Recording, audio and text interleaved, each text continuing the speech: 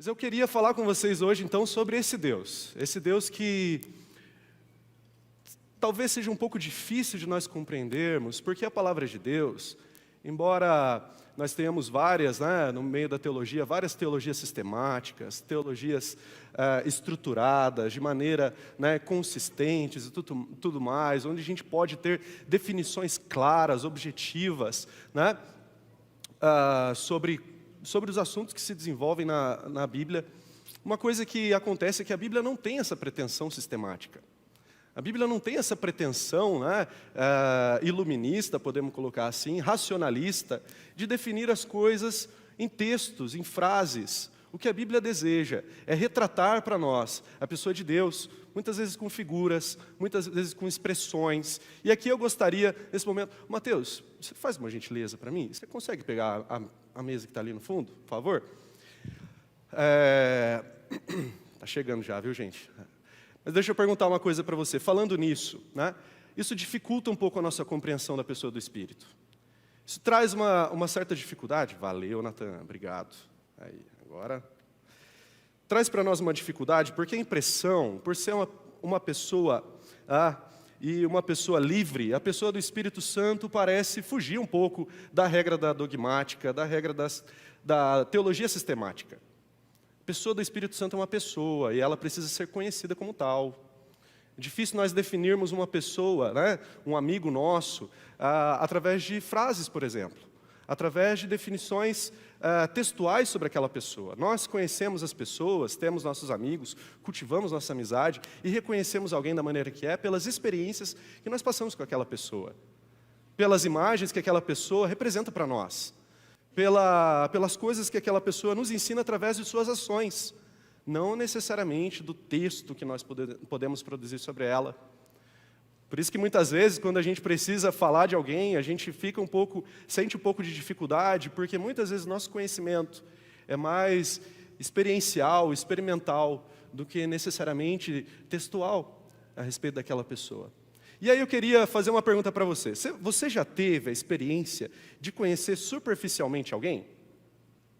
Já teve a experiência de conhecer superficialmente, e pior, alguém que você tem o hábito de estar presente?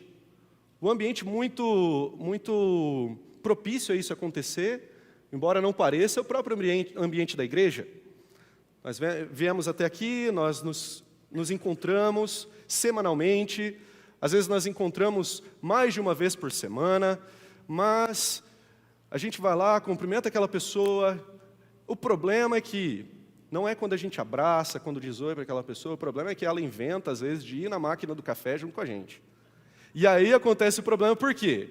Porque aí, irmão, você aperta lá o botão, pega lá o açúcar, coloca dentro do café, mexe ali e tudo mais, e a pessoa também faz isso. E aí aparece aquela coisa que é típica de um conhecimento superficial de alguém, o silêncio. Já viu aquele silêncio? Perturbador, constrangedor. Aí a gente vai falar do tempo, não é isso? Será que chove, será que não chove? Que dia gostoso que está, não é isso? Isso é um problema quando nós conhecemos a pessoa superficialmente. Eu lembro de uma menina, uma moça, que falou comigo, ela tinha tido contato com o seu pai desde sempre. Porém, o seu pai nunca tinha morado junto com ela.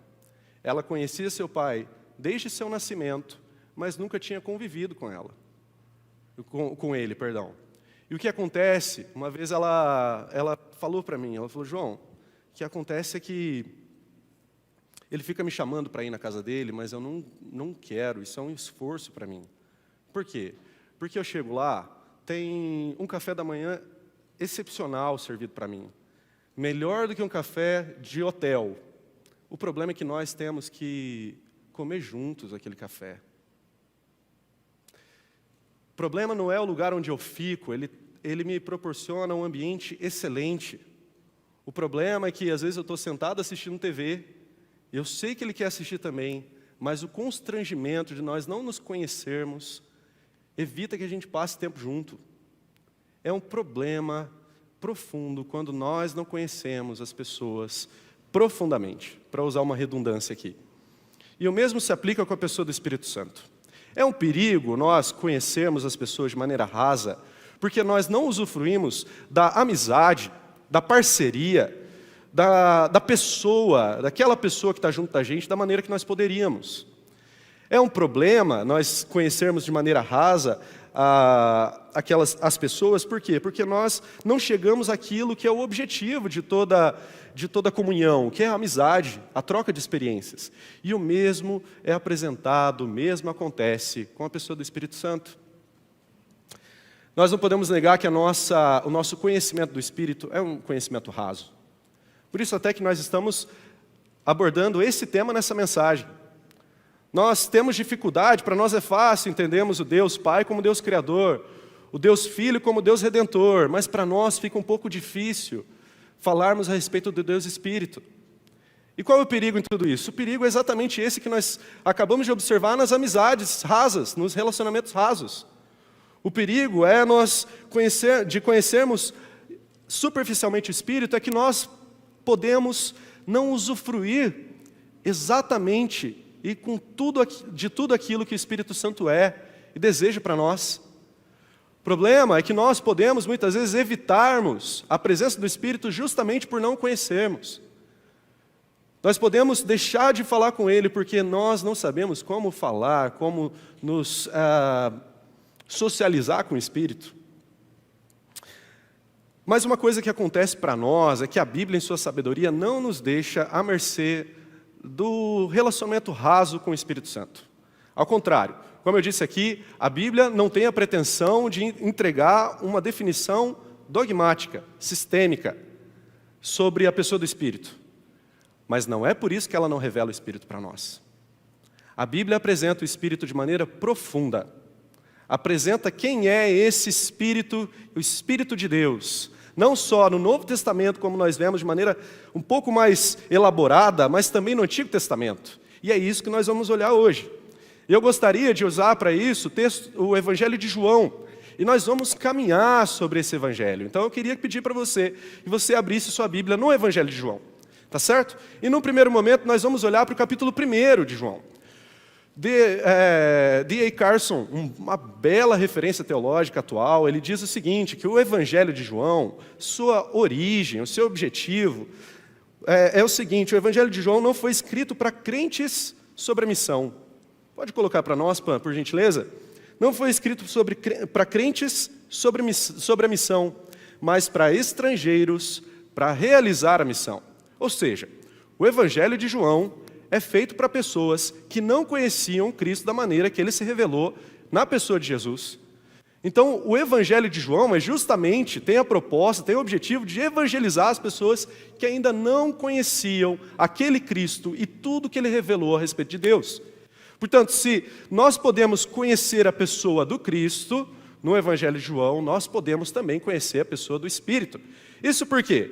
Porque a pessoa de Jesus e a pessoa do Espírito Santo são inseparáveis. Nós, de modo claro, podemos observar isso no apóstolo Paulo, por exemplo, onde ele chama o Espírito Santo de o Espírito de Jesus. E esse Espírito de Jesus significa que é o Espírito que revela a pessoa de Jesus para nós. É o Espírito que abre o nosso coração para revelar a pessoa do Jesus de Nazaré, da pessoa do Cristo, do Redentor. Mas não só isso, o inverso também acontece. Na Bíblia nós vemos também, principalmente nas mensagens dos Evangelhos, agora e não nas cartas de Paulo, um Jesus do Espírito. De que forma? Nós vemos, por exemplo, que o Espírito atraiu Jesus até o deserto. O Espírito conduziu Jesus aonde ele ia. Era pelo poder do Espírito que Jesus realizava os seus milagres. Portanto, nós vemos o Espírito como a força, como a inspiração, como a direção, como aquele que guiava Jesus. E aqui nós vemos o Jesus que pertence ao Espírito. Portanto, se nós conseguimos e compreendemos a pessoa de Jesus em João, nós podemos compreender a pessoa do Espírito em João também. Então, eu gostaria de olhar nessa manhã com vocês, a gente olhar um pouquinho sobre a função do Espírito Santo no processo de salvação. Por quê? Porque se o Evangelho de João visa a evangelização e a salvação daqueles que não conheciam ainda a Jesus, nós podemos ver no processo de salvação, na revelação da salvação em Cristo Jesus, o papel do Espírito na salvação. Conseguem compreender? Então, gostaria de olhar com vocês o que é que a mensagem de João nos diz sobre o Espírito Santo no processo de salvação. Sobre esse Espírito Santo que é chamado de Espírito da vida. O Espírito que gera vida em nós. A primeira coisa que nós podemos perceber nas impressões de João é que o Espírito Santo é aquele que vem antes. O Espírito Santo é aquele que vem antes. Olhando para o Evangelho de João, você consegue conferir isso nos primeiros versículos do primeiro capítulo. João faz uma alusão clara a Jesus, estando presente já no processo de criação. Onde em Gênesis, no capítulo 1, nós vemos que no princípio era Deus, e no princípio Deus criou todas as coisas. E que o Espírito de Deus pairava sobre as águas. A terra era sem forma e vazia. Isso nós podemos ver no verso 1 e 2 de Gênesis, em que diz assim: no princípio Deus criou os céus e a terra. Era a terra sem forma e vazia, e trevas cobriam a face do abismo, e o Espírito de Deus se movia sobre a face das águas. E aqui é muito conhecido por nós o fato de João estar fazendo uma alusão, mostrando que Jesus estava presente já no início de todas as coisas. Já no início, na criação de tudo que existe. Nós percebemos nisso em que João chama, se refere a Jesus como a palavra, o Logos, aquele que era o Verbo. Então João está dizendo, quando ele diz que no princípio era o Verbo estava com Deus e o Verbo era Deus, que Jesus já estava presente lá. Mas às vezes nos passa despercebida a presença do Espírito no primeiro capítulo de João. E no Espírito como aquele que vem antes. Onde nós podemos perceber isso? Eu gostaria que nós fizéssemos uma comparação nesse momento entre os dois versos. Entre os versos de Gênesis, capítulo 1, verso 1 e 2, e agora, João no capítulo 1, verso 23. Olha lá comigo. Comparando os dois versos. Nós temos ali os dois na mesma tela? Temos lá? Não? Eu gostaria que você desse uma olhada no seguinte. Em Gênesis, no capítulo 1, nós vimos que o Espírito de Deus se movia sobre a face das águas. Antes da criação. Antes de Deus falar. Antes da palavra vir. E agora o que nós vemos, em João no capítulo 1, verso 23, é a presença do Espírito em João Batista, em que o verso diz o seguinte: João respondeu com as palavras do profeta Isaías: eu sou a voz do que clama no deserto, façam um caminho reto para o Senhor. Espírito Santo, através de João, estava fazendo o quê? Estava vindo antes. E assim como na criação, ele precedeu a palavra do Senhor, que trazia à existência tudo o que há, agora o Espírito realiza também essa função de preceder a palavra, preceder o Logos, preceder o Verbo, preceder Jesus, criando as condições para a vinda da palavra. Assim como em Gênesis ele criou as condições, ele pairava sobre a terra, que era informe, criando as condições para que o Verbo viesse, para que a palavra trouxesse à existência tudo que há. Agora, em João Batista, ele cria as mesmas condições. E que condições eram essas? A condição de arrependimento. A palavra de Deus diz que João é a voz do que clama no deserto, a manifestação do Espírito no deserto e a anunciação do Messias e da sua obra. Mas por que é que o Espírito estava no deserto? O Espírito estava no deserto porque ele já não se encontrava mais no templo, como nós sabemos muito bem. O templo havia caído diante do poderio de Roma. E não só o poderio militar, mas também o poderio econômico e político. Macumunados com as autoridades romanas, agora os sacerdotes, assim como os fariseus, os judeus, os mestres da lei, os escribas, tinham se rendido à influência daquele poder, a ponto de nós termos uma coisa bizarra na Bíblia. No tempo de Jesus, nós não tínhamos um sumo sacerdote em Jerusalém, mas 2. Agora vem cá, qual o sentido de nós termos 2 sumos sacerdotes? A própria pessoa do sumo sacerdote já exige que ele seja um sobre todos os outros. Mas por que é que isso acontecia? Por conta da corrupção das autoridades religiosas. É por isso que o Espírito agora chamava o Israel, mas não Israel, os filhos de Abraão apenas, não Israel, apenas aqueles do Antigo Testamento, mas o Israel de Deus, aqueles que estavam dispostos a se arrepender e confessar seus pecados, mais uma vez ao deserto, mais uma vez à peregrinação, mais uma vez em direção a Canaã, a terra prometida. Então esse Espírito chamava o povo mais uma vez à dependência do próprio Deus, à dependência do Senhor e a seguir a direção daquele que se revelaria. Conseguem compreender isso, irmãos? Estão conseguindo me acompanhar até aqui no raciocínio? Amém? Amém mesmo? Ai, ai, ai. Se eu estou sendo claro, espero que sim, em nome de Jesus, que o Espírito revele essas palavras para você, na minha limitação. Agora o Espírito já denunciava qual era a condição para que a palavra viesse até nós. E essa condição era o arrependimento. Essa condição era a confissão. Essa confissão era a renúncia. Essa confissão era a confissão de que essas pessoas precisavam de um novo nascimento, figurado no batismo de João. Portanto, o Espírito falava claramente, precedendo a pessoa de Jesus, que aqueles homens precisavam de redenção, precisavam de salvação, precisavam deixar de lado suas ações, seus atos de bondade e clamar a Deus por misericórdia e graça, para que através do batismo de João, seus pecados fossem perdoados. E olha só, é exatamente isso que Marcos diz. Marcos diz o seguinte, no capítulo 1, verso 4 do seu evangelho: foi assim que chegou João, batizando no deserto e pregando um batismo de arrependimento para o perdão dos pecados. Era João quem perdoava os pecados? De maneira nenhuma. Era justamente o ato do Espírito em revelar aos homens que eles precisavam de arrependimento, precisavam de redenção, e isso aconteceria através de um novo nascimento figurado no batismo. Uma coisa então que nós percebemos é que nós nunca encontraremos a Deus sem que Ele tenha chegado a nós antes. É isso que o Espírito Santo nos revela. Ele é aquele que chega antes. Ele é aquele que vem primeiro. Ele é aquele que precede todas as coisas.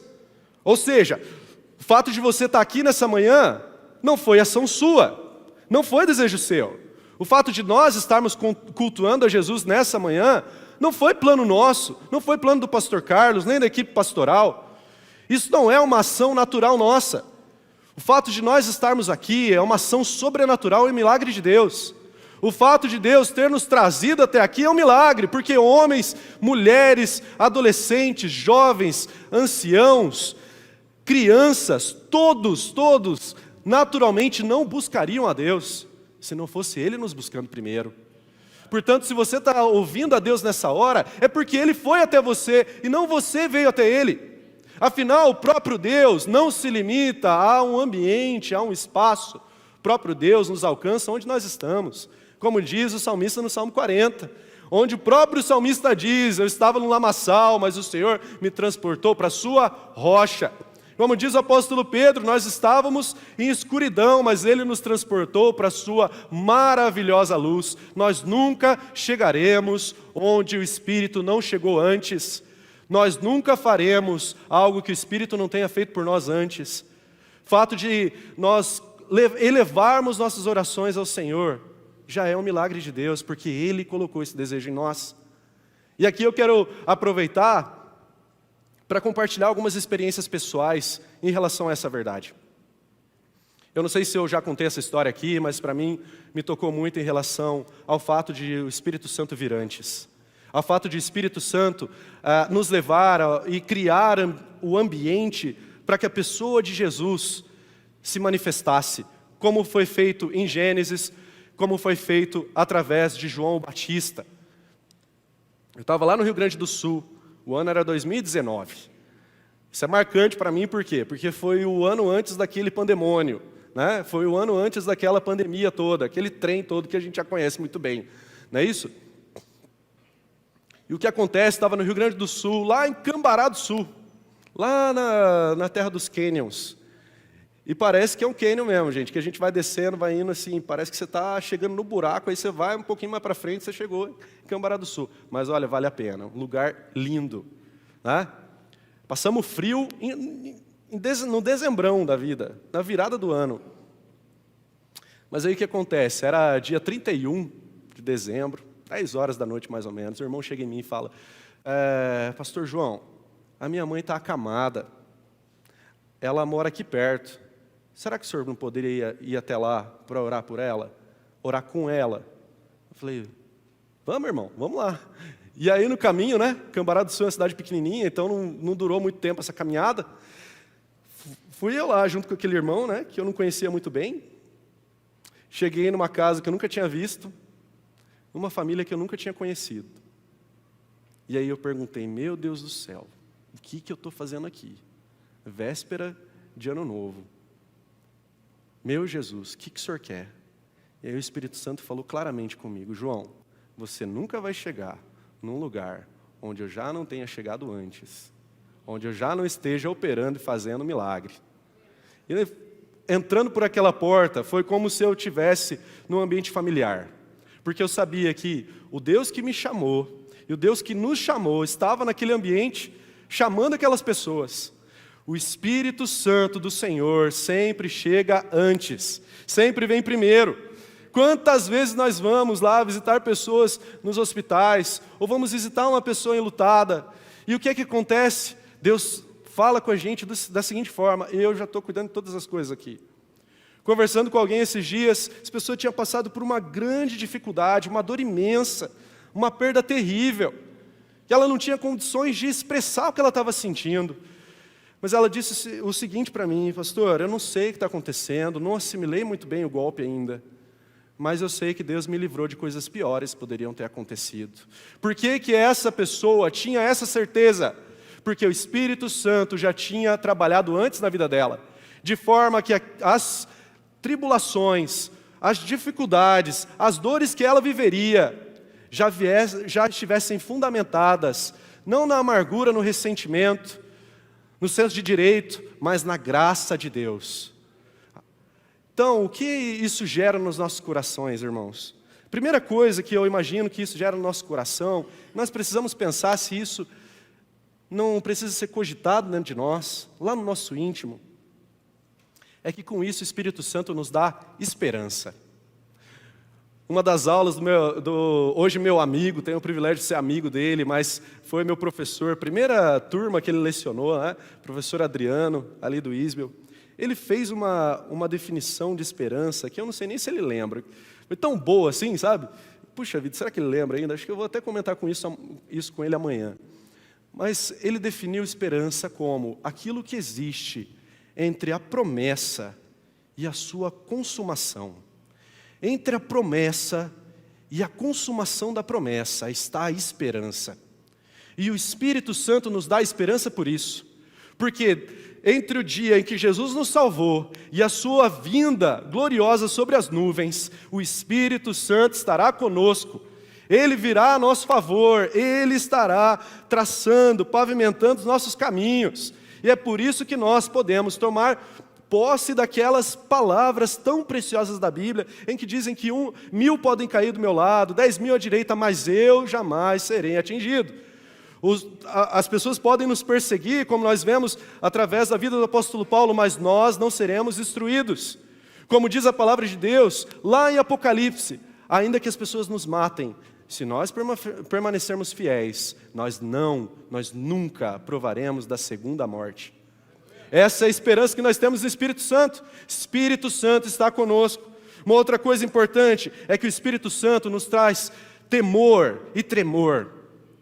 Quantas vezes nós vemos aqui, e quantos anos essas pessoas que vêm até a nossa igreja não são transformadas, ouvem as palavras do Senhor sendo ditas todos os domingos, toda semana nos grupos, pessoas que vão aos grupos, mas que nunca são ou nunca deixam ser transformadas pelo Espírito Santo.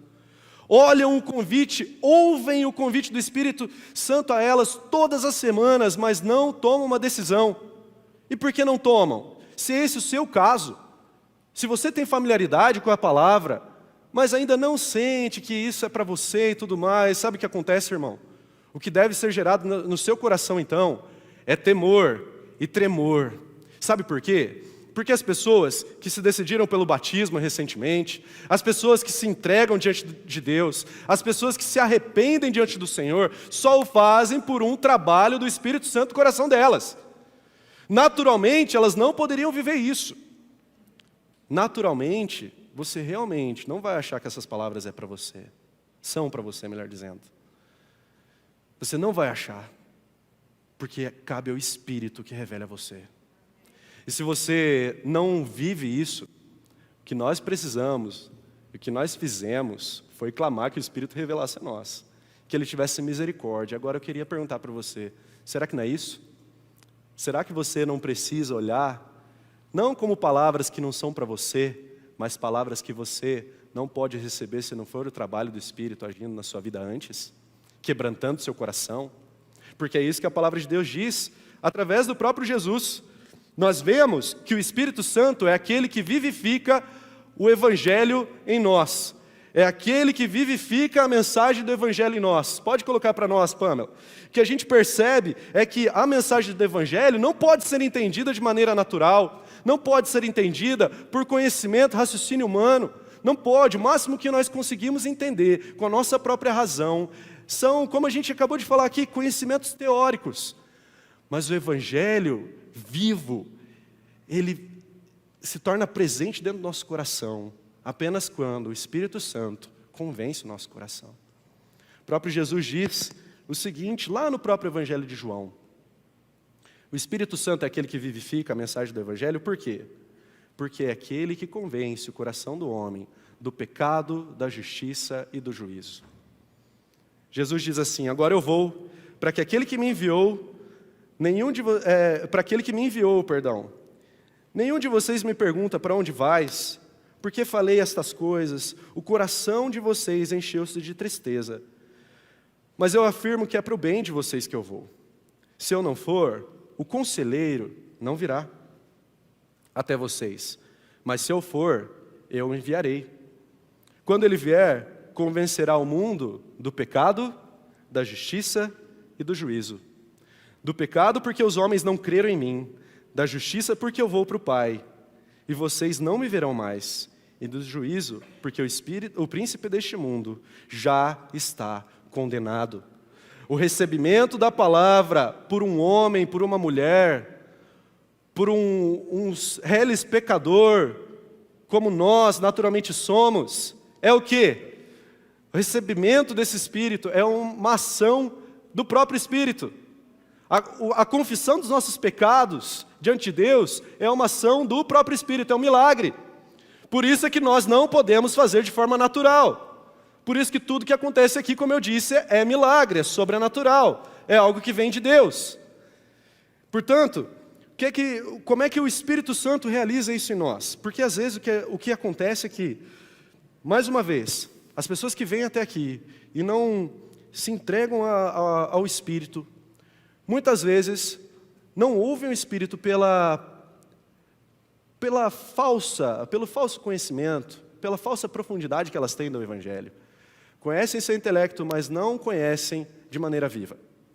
Como é então que o Espírito convence as pessoas do pecado, da justiça e do juízo? Ele convence as pessoas trazendo significado para as nossas vidas. Ninguém vai até Deus imaginando ou já entendendo o significado de sua vida. Não, ninguém vai. Por exemplo, um rico que imagina que sua riqueza é o sentido de sua vida, jamais irá até Deus. Afinal, ele imagina que ele tem tudo que ele deseja, que ele precisa. Ninguém que é forte o suficiente para enfrentar as lutas vai até Deus. Não. Essas pessoas, elas foram, inclusive, renegadas por Jesus, rejeitadas por Ele, como os fariseus, os saduceus, os mestres da lei. Deus toca o coração e se inclina até Deus as pessoas que entendem que essa vida não tem sentido se não for em Deus. Que essa vida não tem sentido se o sentido não for dado por Ele. Se o sentido não for o seu reino, se o sentido não for deixar que o Espírito Santo manifeste a pessoa de Jesus através dela, através dele. E como o Senhor mudou a nossa vida. Como Ele trouxe sentido para nós. Como Ele mudou cada um de nós, de forma que nós já não somos mais reconhecidos como éramos antes. Como é? Quantas pessoas, quantos de nós já não ouvimos? Puxa, você nem parece a mesma pessoa. Você nem parece mais o mesmo. Eu ouvi recentemente por conta da mudança de visual. Mas não é dessa mudança que eu estou falando, não. Não é a mudança de fora, mas a mudança de dentro. E só mudamos por quê? Porque o Espírito colocou o sentido dele em nós. Uma outra coisa é que o Espírito convence o nosso coração do pecado, da justiça e do juízo, usando as próprias frustrações da vida para destruir os ídolos que nós cultivamos. Se de repente você acha que essas mensagens que são ditas a você todos os domingos aqui não são para você, é porque provavelmente, talvez, o que você deva cogitar é que tem alguém ocupando o espaço de Deus no seu coração. Você imagina que você não está cultuando ninguém, mas você provavelmente está cultuando. Ou a riqueza, ou os desejos do teu coração, ou você mesmo. Portanto, é importante nós entendermos isso. As frustrações para nós são muito mais benéficas do que prejudiciais. Porque cada uma das frustrações que nós vivemos, em cada uma delas Deus usa o seu próprio martelo, a sua força para destruir os ídolos que existem em nós. É assim que o Espírito vivifica a mensagem do Evangelho dentro de nós. Mostrando também que o nosso estado natural, ele não pode trazer nenhum tipo de esperança. Nenhum tipo de esperança. Já tentamos todas as coisas, mas nada deu certo. É por isso que nós nos rendemos diante do Senhor. E é isso que nós desejamos como igreja, que você entenda. Que nada mais resolve, nada resolveria. Queridos, por que o Espírito Santo vivifica o Evangelho dentro de nós? Porque nós cremos num Jesus que se revelou na Palestina, a camponeses, numa realidade muito diferente da nossa. Num contexto de milênios atrás. E é por isso que o Espírito Santo traz vida a esse Evangelho, como impulso do Senhor, de forma que nós, ao ouvirmos a mensagem de Jesus, entendemos que aquelas mensagens são diretamente a nós. O próprio Deus falando com o nosso coração. O próprio Deus confirmando com o nosso coração que Ele entende as nossas lutas, entende a nossa realidade, entende as nossas dúvidas, sabe das nossas necessidades. Por isso é que eu preciso lembrar a você do seguinte: é fato que a salvação é um processo que acontece, mas nós, uma vez que entendemos que a salvação está manifestada diante de nós em Cristo Jesus, precisamos, como um mendigo que vê o pão diante de si, buscarmos e tomarmos para nós esse convite, essa bênção, essa dádiva o mais rápido possível.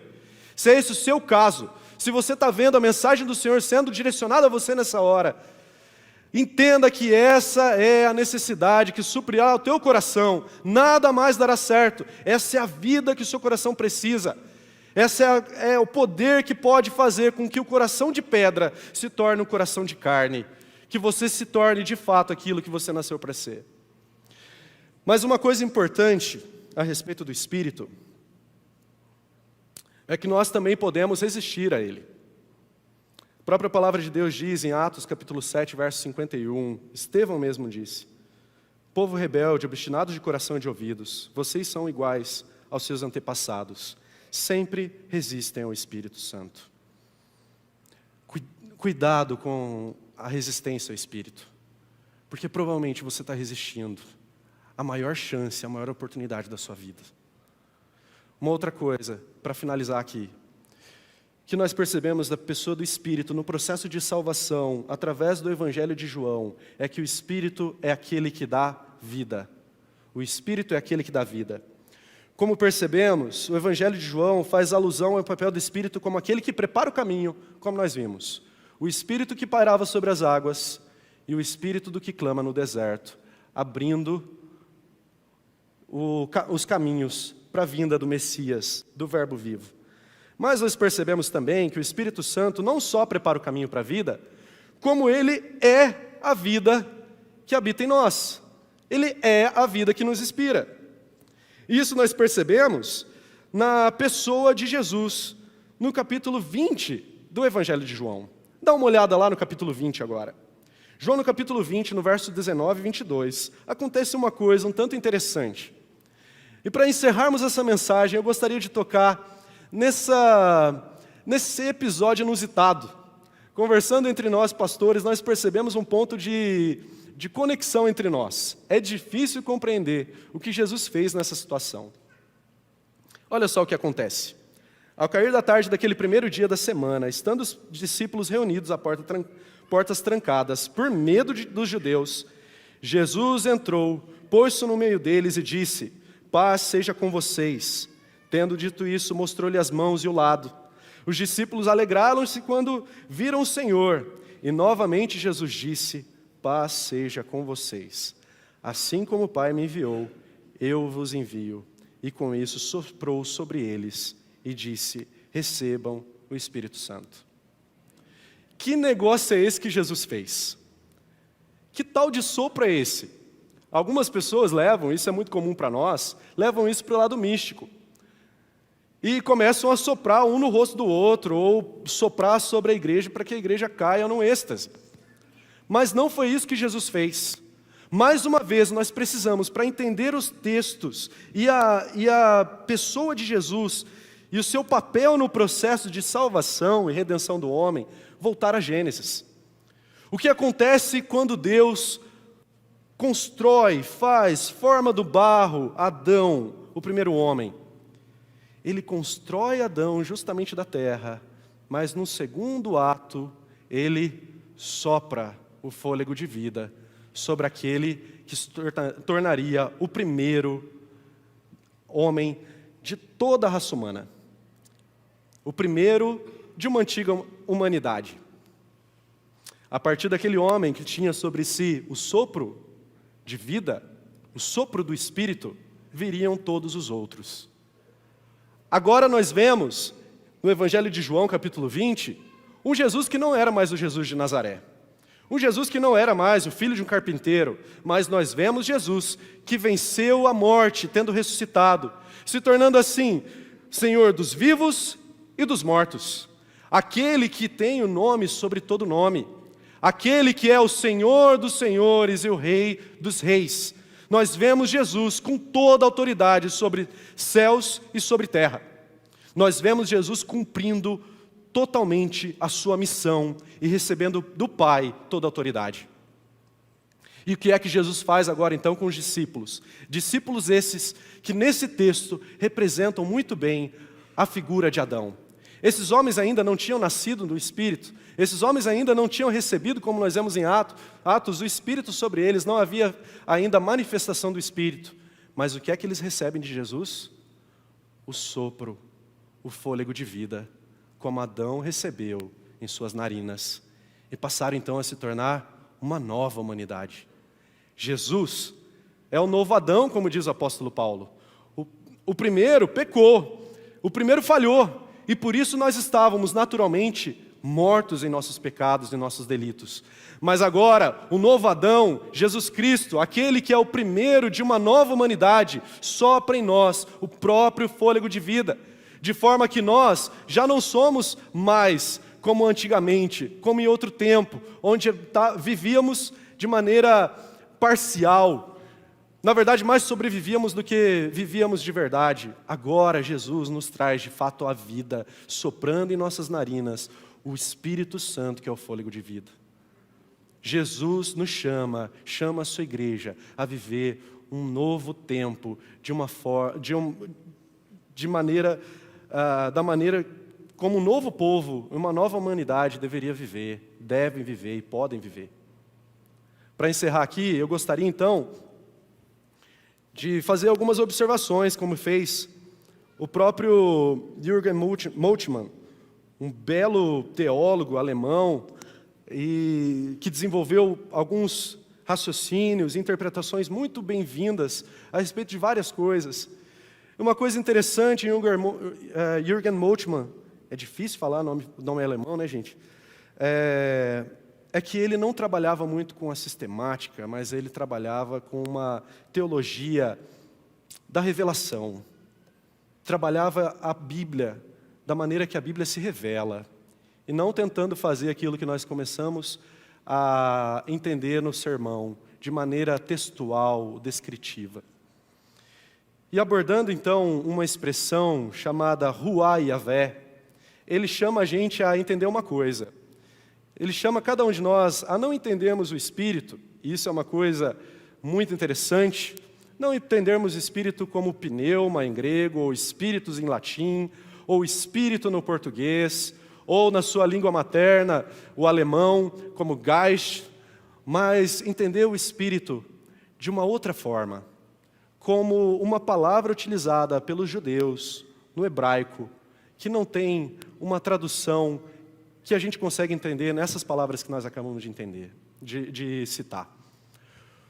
Ruá Yavé traz para nós, através daquilo que Moltmann nos diz, nos traz que o Espírito Santo é como uma pessoa.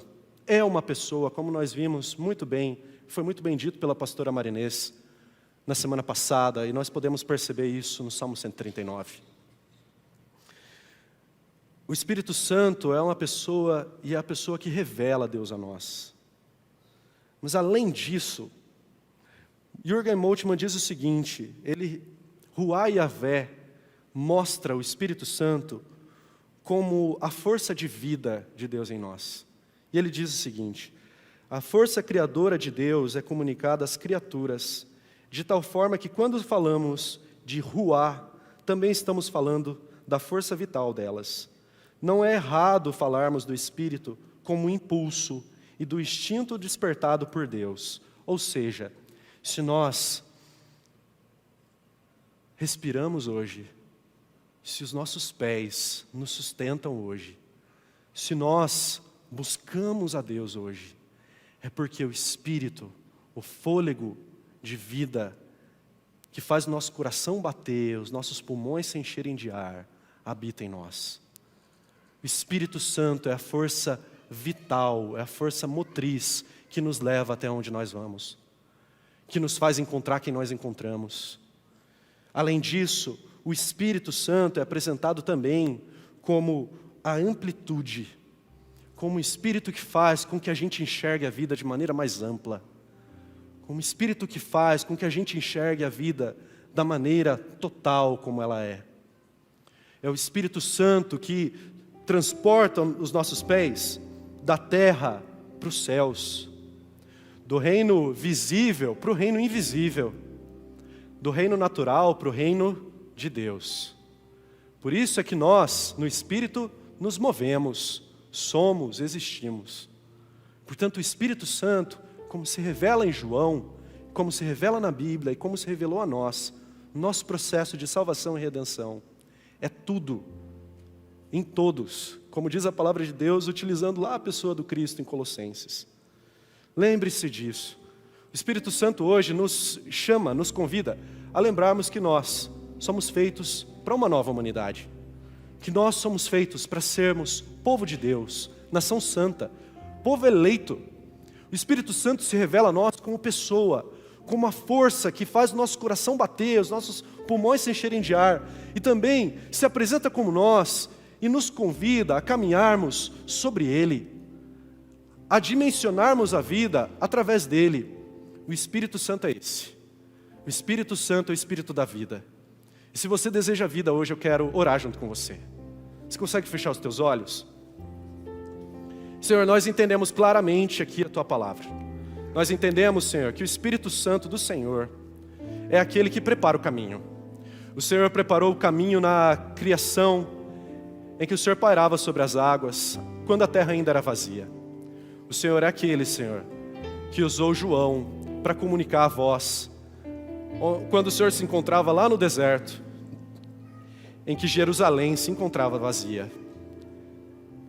Nesse momento, Senhor, que nós pedimos então, sabendo que o Senhor já preparou o caminho durante a exposição da Tua palavra nessa mensagem, é que o Senhor venha, Senhor, habitar o nosso coração.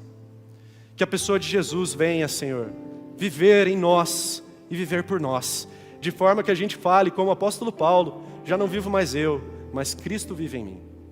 Senhor, que eu oro nesse momento também são por aqueles que ainda não perceberam que a mensagem do Senhor é para eles, Aqueles, Senhor, que ainda precisam de temor e tremor. Senhor, quem somos nós sem o Senhor? Quem somos nós sem a Tua presença? O que temos nós, Senhor? Somos pó e ao pó tornaremos. Senhor, mas se o Senhor der a vida a nós, se o Senhor habitar em nós, nós sabemos, Senhor, que seremos feitos novos homens, para vivermos, Senhor, uma nova humanidade no reino do Senhor. Ajuda-nos nisso, Senhor, então, a entendermos o Teu Espírito como aquele que vem antes, Teu Espírito como aquele que traz vida dentro de nós, quando nós não temos mais esperança. Aquele Espírito que convence o mundo do pecado, da justiça e do juízo. Ajuda-nos, Senhor, a lembrar de Ti na hora das nossas tribulações, nossas dores. Mais do que isso, Senhor, ajuda-nos a entender que o Senhor é a vida que faz o nosso coração bater, os nossos pulmões se encherem de ar.